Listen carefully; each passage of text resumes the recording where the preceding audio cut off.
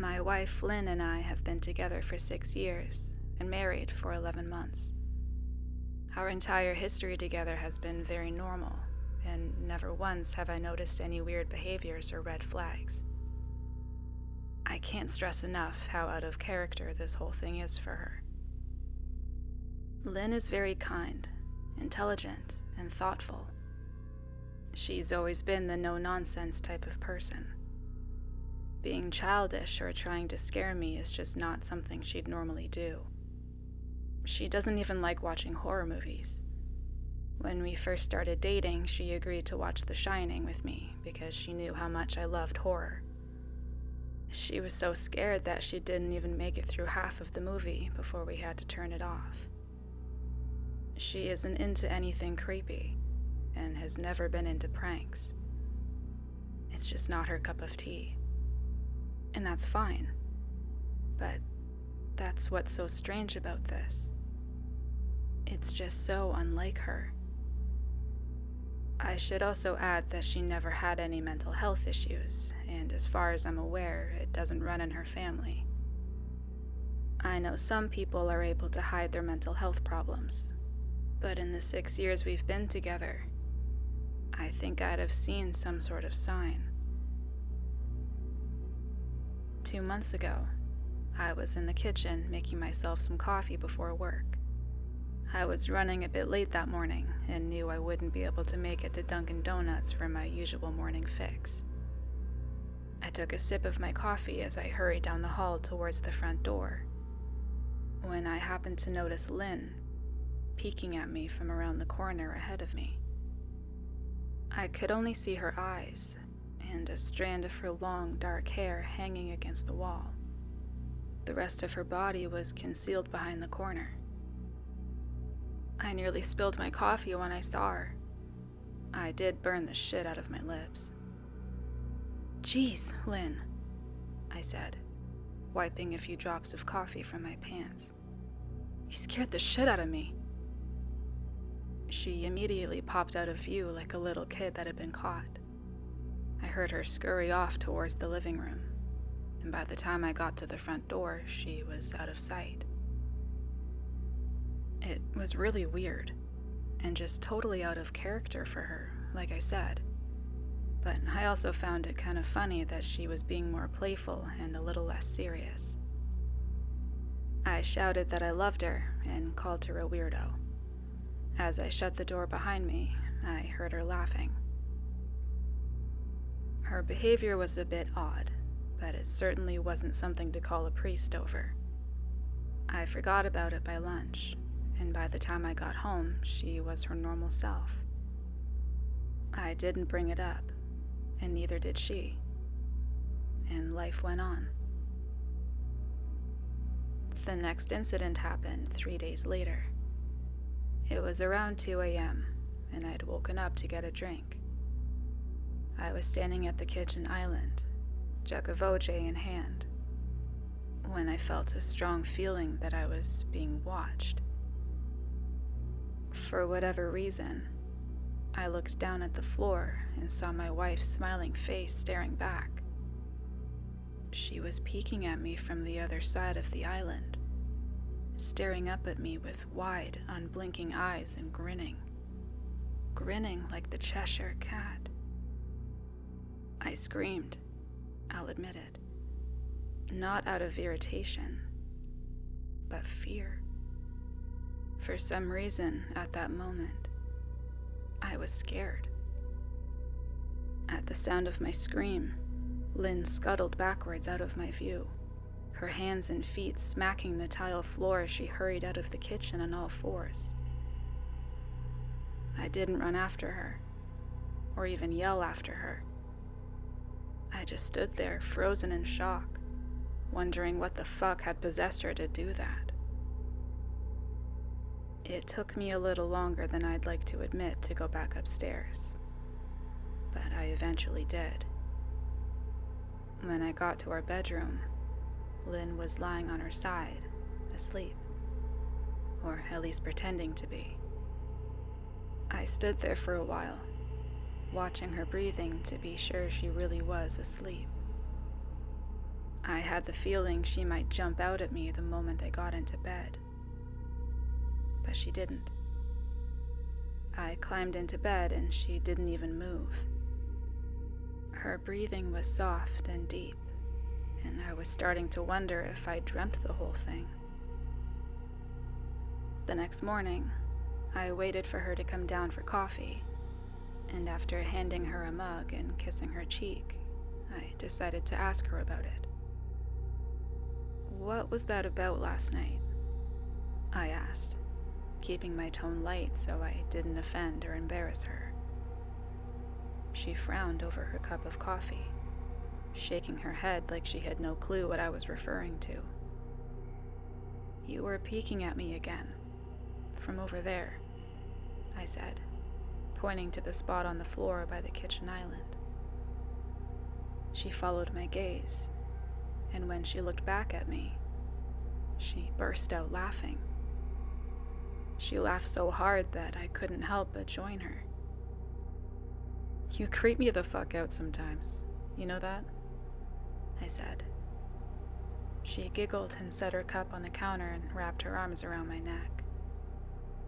"You creep me out all the time, so I guess we're even," she teased. We said our goodbyes and left for work. As I drove, I kept thinking about how creepy it had been seeing her grinning at me from behind the island like that. The sounds her hands made on the floor as she crawled away. I told myself she was just trying to be silly, just trying to join me in my love of all things horror. It's not like I was afraid of her, but it still didn't sit right with me. I started seeing her peeking at me more and more. Sometimes she'd be peeking out from behind the couch or living room curtains. Once she even managed to get inside her grandmother's old trunk that sits at the foot of our bed. I might not have even known she was there at all had the trunk's old hinges not given her away. She had the lid propped up just enough so that only half of her face peeked through. She'd been grinning like an excited toddler. It was unnerving. I didn't even know what to say to her. All I could do was stare. When I finally found my voice, I asked her why on earth she was doing this. She didn't answer, but she had slowly closed the lid, shutting herself inside the trunk. I just walked away, feeling disturbed. I didn't understand why she was doing it, but it clearly made her happy. I just hoped she would tire of the game quickly. Lynn didn't peek at me for the next 2 weeks. I started to think she was done with her weird prank, and I was relieved. We were watching a show on Netflix one night, and I jokingly said that I hadn't seen her peeking at me lately, and that she must have given up on her spy game. She looked up at me with a small smile and said, "Maybe I've just gotten better at it." I didn't say anything, but I wondered whether or not she was joking. For the next few days, I couldn't stop thinking about what she'd said. Was she still peeking at me when I wasn't looking, and I just hadn't noticed? And if so, what the hell was she getting out of this? I started to feel paranoid, constantly checking whether she was watching from around the corner or behind a door. I was jumpy whenever I was home and she wasn't in full view of me. I felt stupid and a little crazy. But after a few weeks without another incident, I began to relax.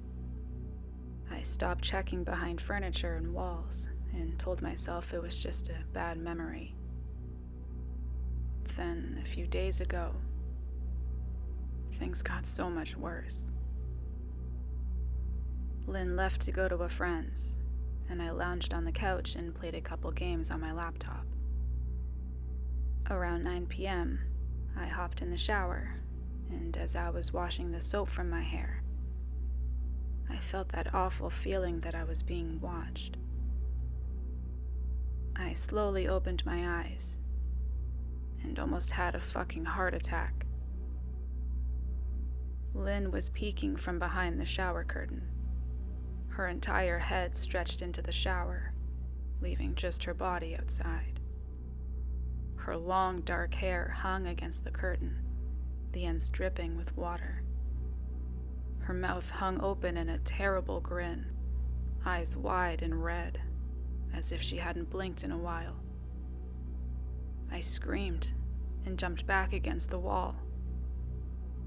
She didn't move, nor did her smile waver. Her makeup ran down her cheeks in 2 black streaks. She looked giddy and completely deranged. I was fucking terrified. We stood like that for a few moments, neither of us saying a word. Finally, after what felt like forever, she slowly pulled her head back out of the shower, and I watched her blurry figure through the curtain as she moved backwards towards the bathroom door. A second later, the bathroom door slammed shut, hard enough to rattle the mirror. I screamed again and jumped out of the shower to lock the door. I stayed inside the bathroom for over an hour. Maybe I overreacted to some of you, but joke or not, I wasn't gonna put up with this crazy shit anymore.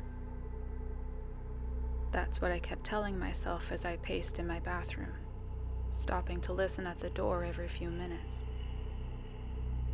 Suddenly, I heard a muffled sound, and I pressed my ear against the bathroom door, straining to listen. I couldn't hear anything, but I envisioned Lynn standing on the other side of the door, giggling at her joke. I felt a surge of anger. I was beyond pissed at being made to feel scared in my own house, and made to hide in the bathroom for an hour. All for what? Some joke? If it was a joke, it was an awful one. "What the fuck, Lynn?" I snapped. "This shit is getting really fucking annoying." I waited for her to apologize, or to call me a jerk. But instead, I heard a faint moan, so quiet I wondered if I heard it at all, and then complete silence. "Lynn?" I called out, not able to even hide the shakiness in my voice. I got no response, just my own heavy breathing. "I swear to God, just fucking stop it," I yelled, pounding my fist on the door. I waited for her to cuss me out, something I would expect from me talking to her like that. I never screamed at her before. But there was nothing, just the occasional drip from the shower head. I won't deny that I was scared, too afraid to open the damn door and face my own wife. I waited another 30 minutes or so, which feels like a fucking lifetime when you're scared.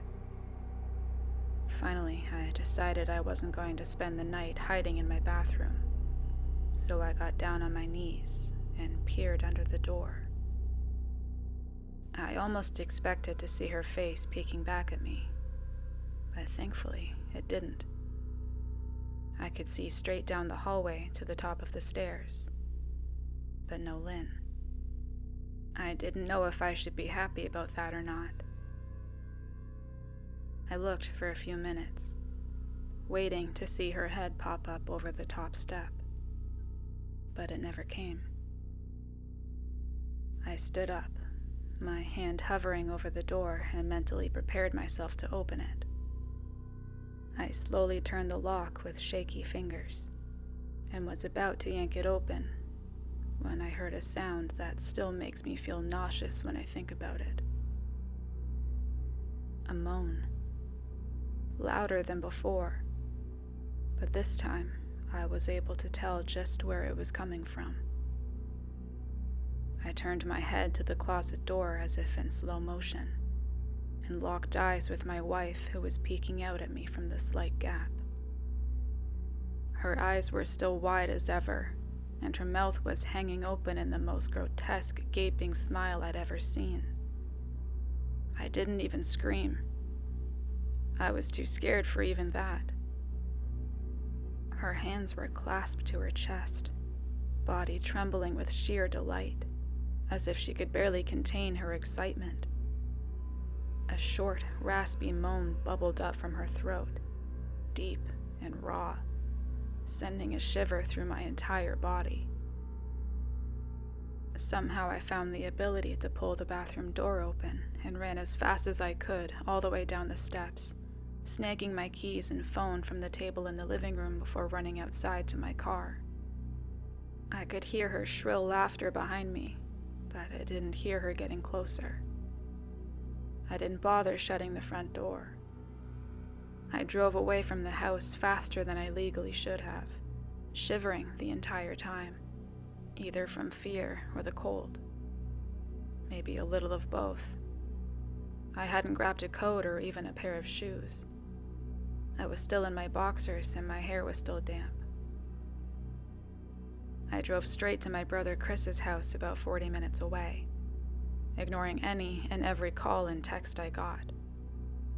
I didn't check my phone until I was safely parked in my brother's driveway.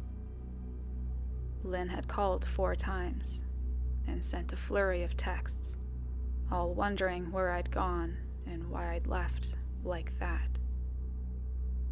I threw my phone at the dash in a rage, furious at her nonchalant attitude.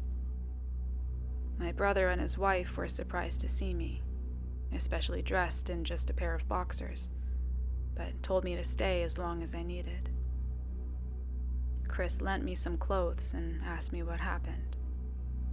I told him Lynn and I had a fight, but didn't get into the details.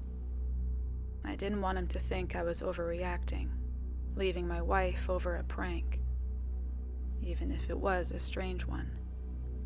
I mean, hadn't I encouraged her for years to lighten up instead of being so serious all the time? I had wanted her to relax and loosen up, but this was definitely not what I had in mind. I tried to sleep on their sofa, but my brain wouldn't let me sleep.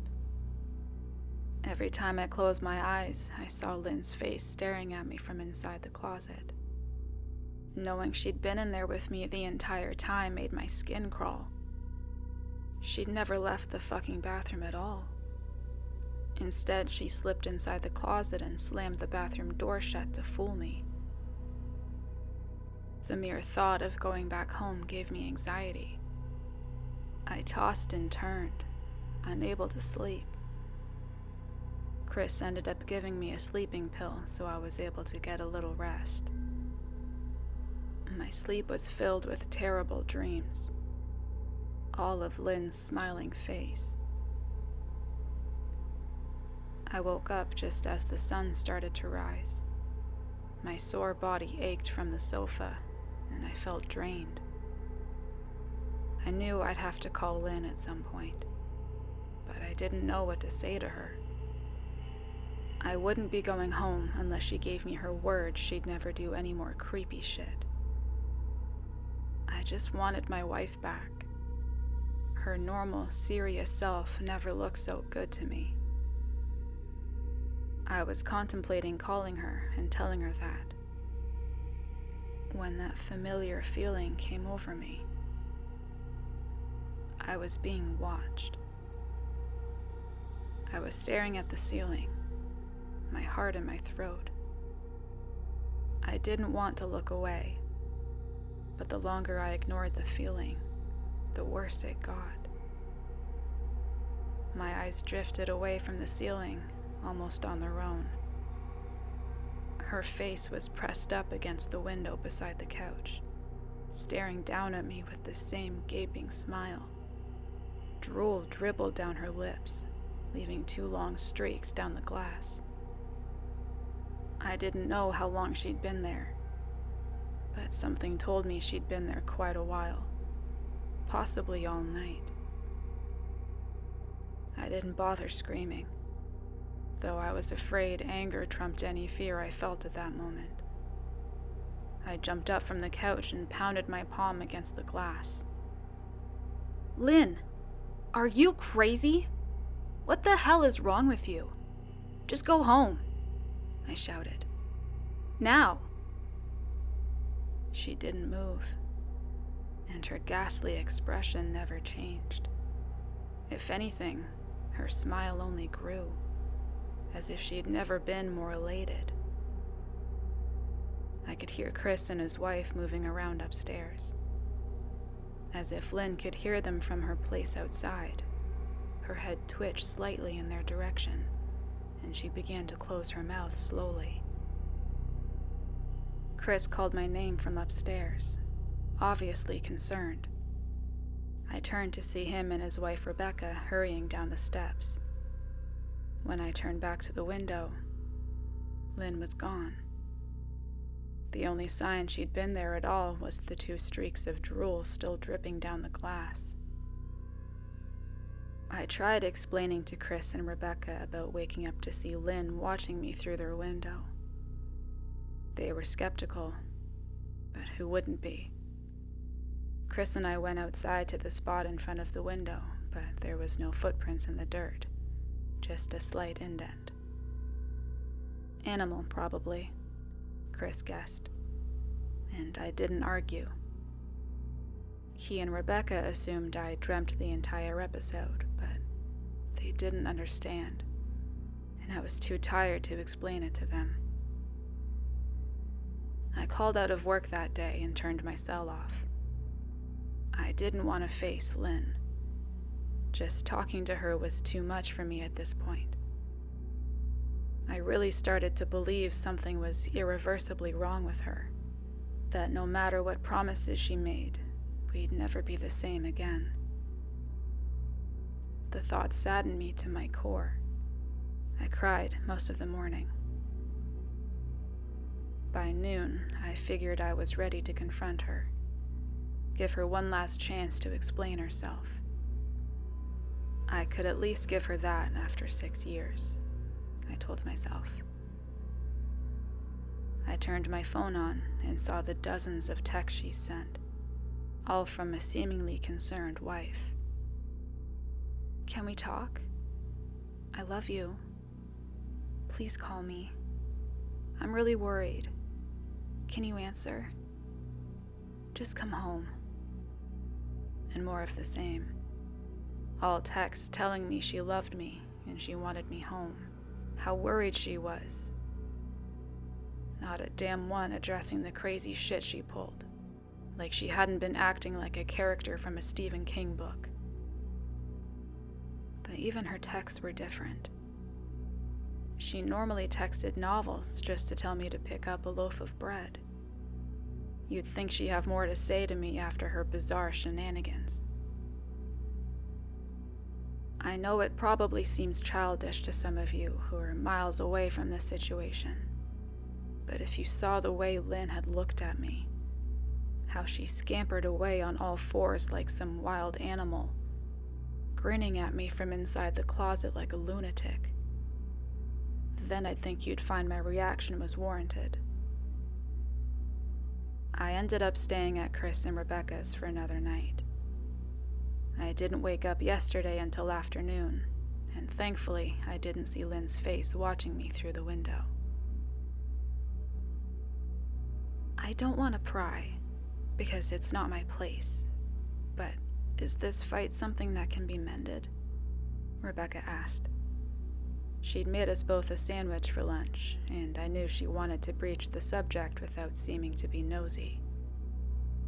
I don't know. She's like a different person, I said, choosing my words carefully. I still wasn't ready for her or Chris to know the full extent of the batshit craziness I'd been dealing with. People change, Ben. But she's still the same woman you married. Maybe you both just need to talk through your issues.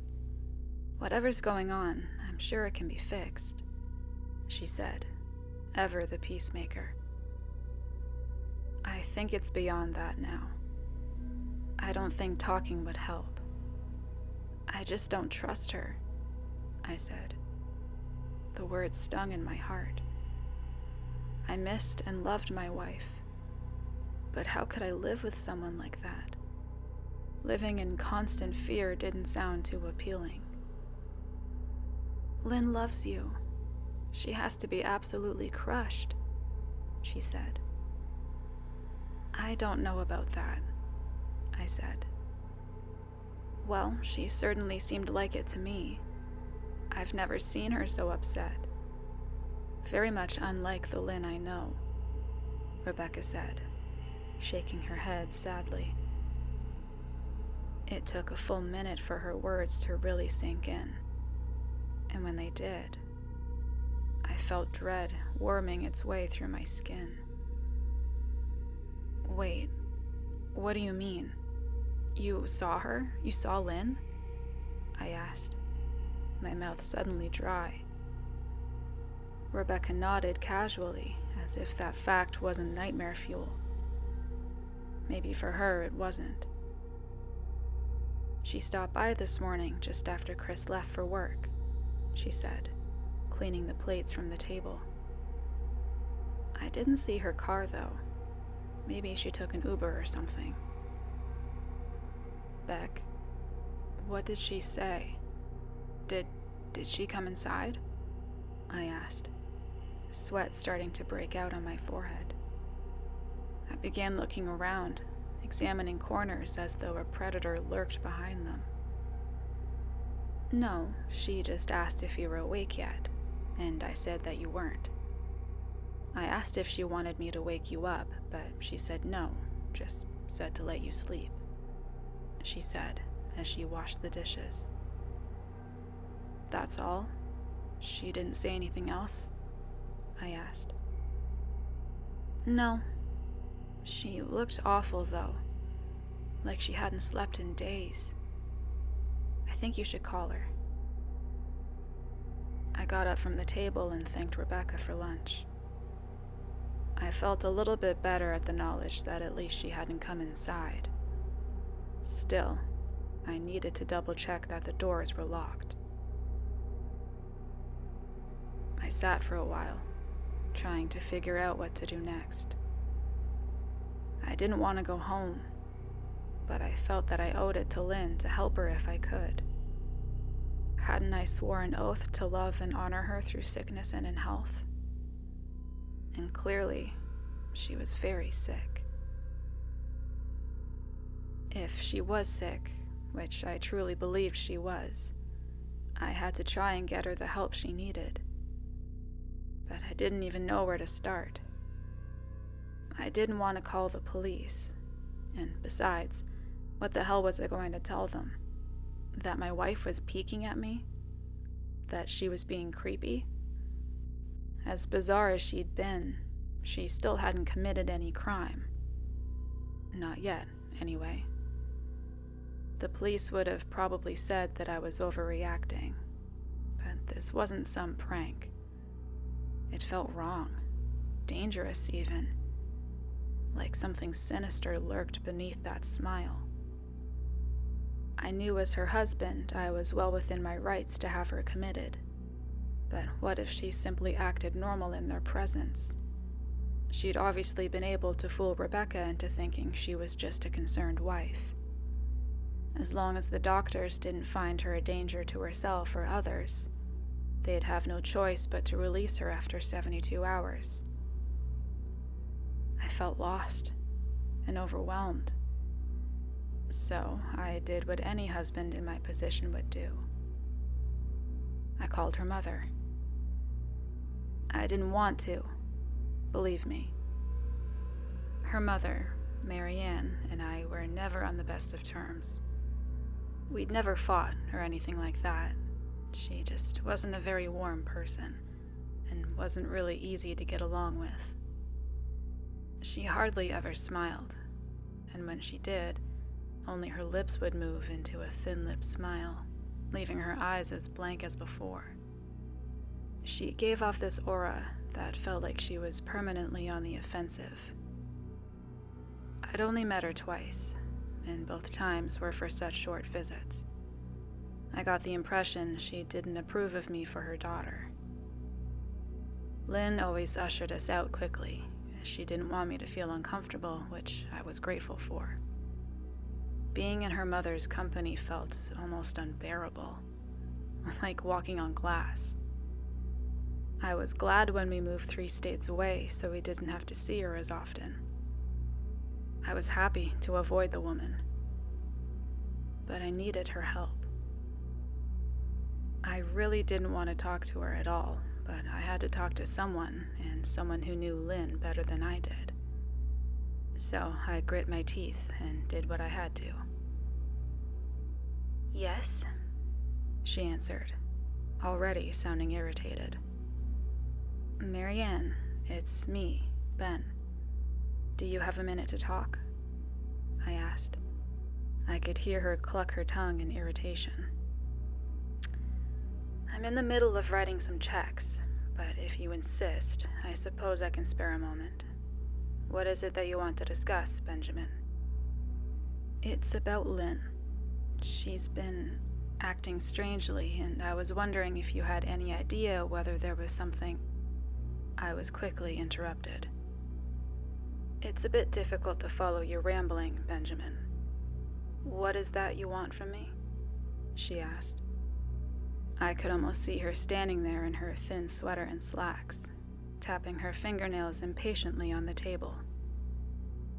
I wanted to know if you'd ever noticed any odd behavior, or possibly any mental health issues, I asked. There was a long, uncomfortable pause that I couldn't tell was because she was just thinking, or something else. Finally, after a few seconds, she spoke. I'm not sure if this is one of your jokes, Benjamin, but if so, I don't find the humor in it. Now, I do have business to attend to, as I've said, so if you don't mind, she said, but I cut her off before she could get rid of me. Marianne, it's not a joke. I'm sincerely concerned about Lynn's mental health. Her behavior has been very erratic lately. I'm very worried about her, and I figured as her mother, you would be as well, I said, my frustration evident in my voice. If you're truly concerned, then I suggest you get the health professionals involved. I don't know what you expect of me, she snapped. I could tell she was seconds away from hanging up, and for some reason I was desperate not to let her. I had the feeling that she knew a lot more than she was letting on. Please, if not for me, do it for Lynn, I tried. I heard a faint, shaky intake of breath, as if she were trying to hold her steely persona together, but failing. Marianne, what's wrong? I started. Benjamin, I don't know what to tell you. My only advice would be to seek professional help. Do not call here again. Goodbye. I tried to call out to her, but she'd hung up. I tried to wrap my head around the call and her refusal to help me. Even if she didn't like me, why wouldn't she want to help her own daughter? I couldn't understand that.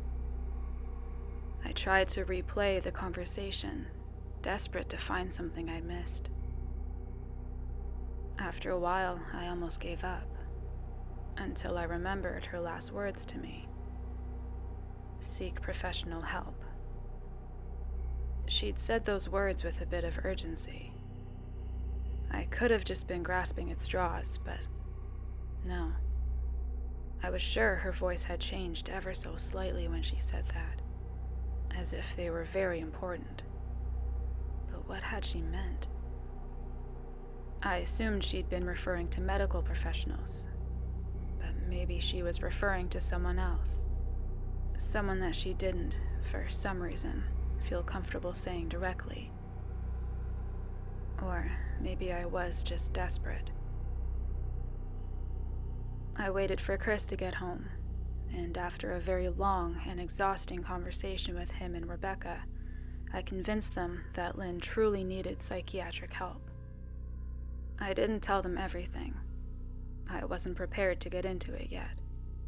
But I told them about our last encounter, how she'd hidden in the bathroom, peeking at me from the closet.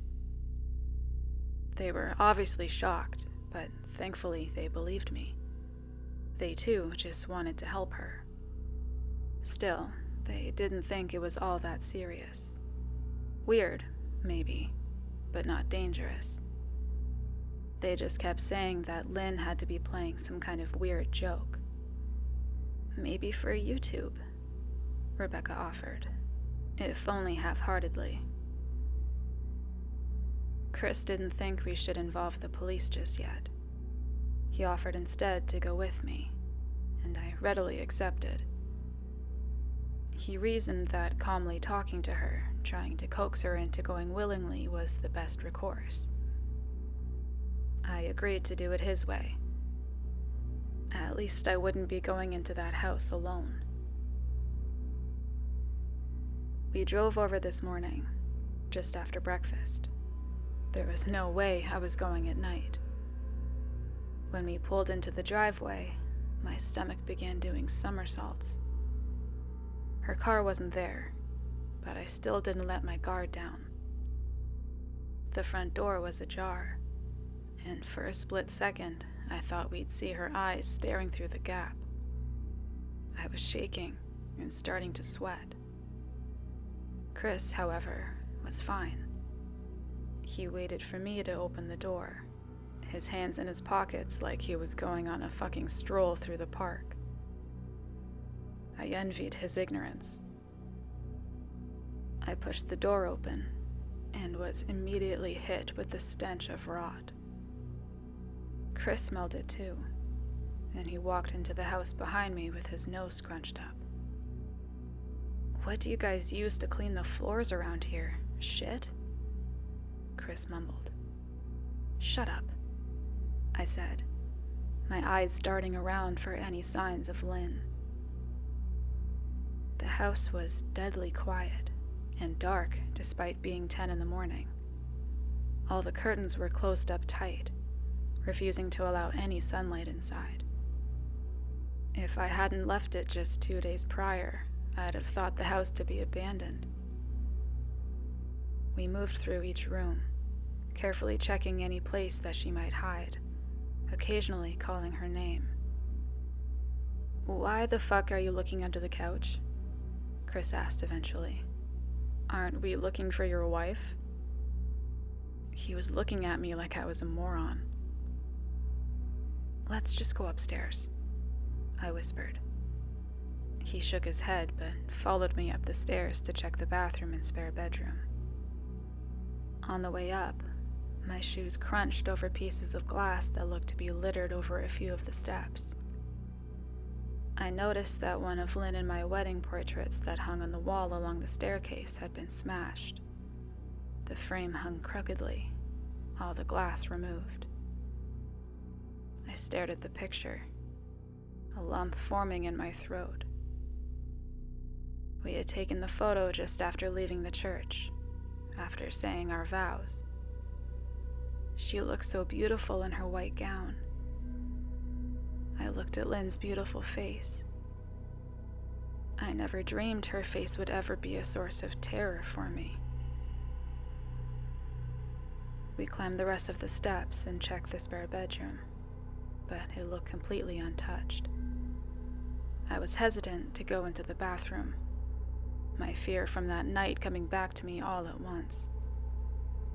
Chris noticed and offered to go in by himself, but I couldn't let him do that. So we walked in together, checking the closet and the shower. The bathroom looked as if it hadn't been touched since the night I left. "I don't think she's here, Ben. Why don't you pack some clothes and we'll try coming back tomorrow or something?" Chris said. I nodded and went into our bedroom and shoved some clothes into a duffel bag. When I checked inside our closet, I came across the source of the smell and gagged. Chris took one look and lost all color in his face. He had to go stand by the stairs to get away from the sight and smell. I gazed down in shock at what lay inside my bedroom closet.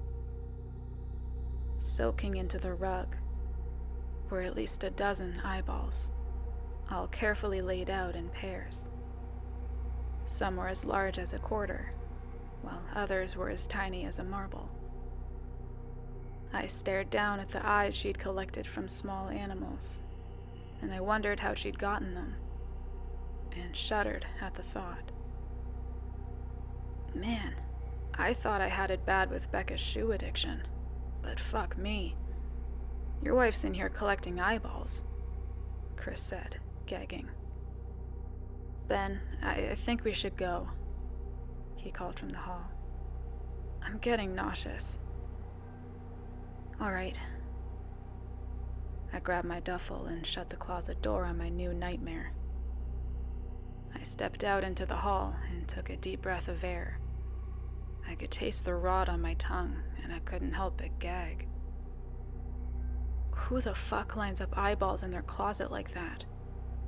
Chris mumbled. I tried to tell you she needed help, I said. She doesn't need help, Ben. She needs a fucking exorcist, he said. You coming or what? I can't stand the smell any. His words died in his throat, and his eyes grew wide with fear. I didn't ask him why. I could feel it. Someone was watching me, and I didn't think it was the eyes in the closet. I turned around, my eyes slowly scanning the bedroom. Christ, I whispered, as I finally saw what we'd missed. Under the bed, curled on her side, watching us with the excitement of a kid on Christmas morning, was my wife. She held her hands together just under her chin, and they were shaking eagerly. Now that she knew she'd been found, I could hear the quiet noises she was making, a sort of hiccuping sound in her throat, as if the excitement was just too much for her. It was unnerving, to say the least. Wide eyes, and that same huge smile. Everything in me told me to run, but I forced it away. This was my wife. No matter how twisted, she was still the woman I married. I had to help her. Lynn, I said softly. She didn't respond, but her head bobbed back and forth in two quick little movements as if she were nodding. Baby, I just want to help, okay? Can you let me do that? I asked. I had taken a single step forward, approaching her like some kind of dangerous animal. I love you, Lynn, I said softly, taking another step closer. She let a tiny moan escape her wide-open mouth, and I had to resist the urge to run. Her shoulders were starting to quiver, and her eyes grew as large as saucers. I crouched down so I could see her better, and immediately saw the blood. Her hands were covered in it. They trembled more the closer I got, as if she was barely able to contain herself. Lynn, are you hurt? You're bleeding, I said. She bobbed her head again, her bloody fingers moving up and down as if playing an invisible piano. They occasionally grazed her chin, leaving smears of blood on her skin. I wanted to recoil in disgust. The smell that was coming off of her was revolting. I could feel the vomit trying to climb up my throat. Her lips were dry and stretched thin, blood seeping between the cracks. I knew she wouldn't come out on her own, but I didn't want to leave her in the state she was in. I scooted closer and reached out to her. The excited hiccuping sounds got louder, and her hands shook, fingers flexing. It was then that I could see the blood oozing from between her fingers. "Oh my God, Lynn, you're bleeding," I said. Instinctively, I reached out to take her hand, but before I could even touch her, her hand sprang out towards me. A sharp pain shot through my arm, and I fell back on my ass. My arm burned, and I could see the blood dripping down onto the carpet.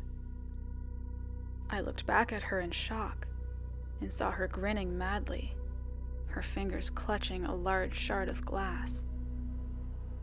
"You all right in there?" Chris asked from behind me. I turned my head slightly and nodded to him, cradling my arm to my chest. When I turned back to face Lynn, I saw that her focus had shifted. She wasn't looking at me anymore, and she wasn't smiling anymore either. She was staring past me, her eyes glaring at Chris the way a hungry lion might stare at an antelope. Her mouth was still hanging open, but it was twisted into a snarl. I got to my feet and began walking backwards down the hall, afraid to take my eyes off her. "Are you bleeding?" Chris asked. The moment the words left his mouth, Lynn started fast scooting out from under the bed, the glass shards still in her fist.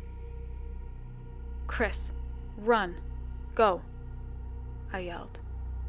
He must have been too afraid to move, because a second later, I felt my back bump into him. He was still standing at the top of the stairs, staring at the horror that was my wife. Lynn had crawled completely out from under the bed and stood in the bedroom doorway, her face twisted in rage. Her whole body was visibly tense, and blood ran down her fingers and onto the floor. "Jesus, Lynn," Chris said. You, playing hide and seek?" I reached back and pushed him towards the steps. "Move your ass, Chris," I said as quietly but firmly as I could. Lynn bobbed her head in fast, sharp motions and began to grin, stretching her mouth open wider and wider so that her chin seemed to touch her chest. I heard Chris mutter a prayer, and then he was running down the stairs. I stood at the top of the steps, stuck between the love for a woman who clearly needed serious help and self-preservation. "I only wanted to help," I said, choking back tears. Her eyes focused on me once again as she slowly lifted the glass, holding it out in front of her. And then she started sprinting towards me, grinning with utter excitement. Thankfully, my body took over and I flew down the stairs, skipping 2 or 3 at a time. I made it to the front door before I felt her leap onto my back, wrapping her arms around my neck, her open mouth next to my ear so that I could hear those terrible hiccuping sounds up close. I shook her off me, knocking her to the floor. I felt a searing pain in my back as she went, but I tore open the front door and bolted to my car. Chris was standing in the front yard, talking on the phone with the police. I didn't say a word. I just ran to my car and jumped in. Chris took the hint and followed me, still on the line with 911. I watched the rearview mirror, sure I'd see her there, running after us, but I never did. I went straight to the ER and got 11 stitches in my arm and 3 on my back. The police asked a lot of questions and went back to the house to do a search, but, of course, Lynn wasn't there. They advised me to stay with a friend or relative for a while and to file a restraining order as soon as I could. But none of those things would matter. Somehow, I just knew. I dropped Chris off at home and went to a motel an hour away. I wanted to put as much distance between me and Lynn as I could. This is where I've been for the last 4 hours. I thought maybe the police would find her. Maybe they'd get her the help she desperately needs. But now, I don't think so. Because 40 minutes ago, I got a text from an unknown number. Just 3 words. I found you. And a picture attached.